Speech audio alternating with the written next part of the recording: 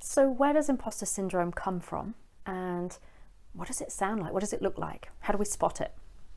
So if you're suffering from imposter syndrome, you might hear voices in your head that say, it's only because they like me. I just worked harder than all the others. I was in the right place at the right time. There must have been a mistake. It's just a matter of time before I'm found out. Feelings of, I don't really deserve this.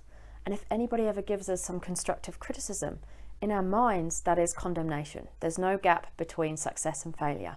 For us, if we don't hit perfect every time, it's a failure. And we beat ourselves up on that. We're really harsh on ourselves. And imposter syndrome can come from many places. It can be our fear of failure at play.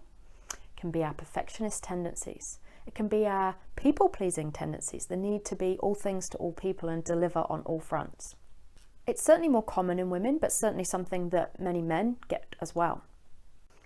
Possibly due to our upbringing, cultural expectations, the pressure to try and fit in, to not be different, to be modest about our achievements and not wanting to appear as a threat to others.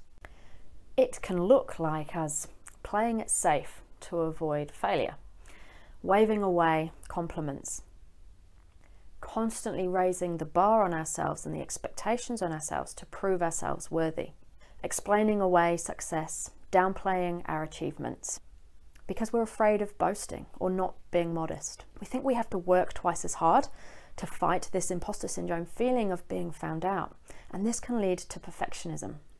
Sometimes our fear of rejection is so strong that we won't even ask, try, apply for the promotion. There will have been significant impacts throughout our lives, right from when we were children, that will help either nourish our intellect or feed our insecurities.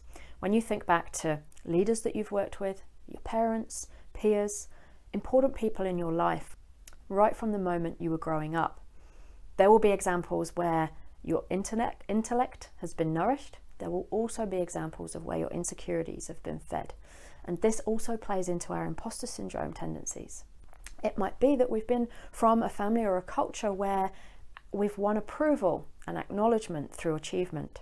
And that keeps driving through our lives that to be loved, we need to always have things perfect, be successful, come top of the class. And also in our information age, we have a pressure to need to know all the answers, particularly if we're in a leadership role. We have a pressure that because we're the leader of that business, that project, that company, we need to be the one that has all the answers, to know everything.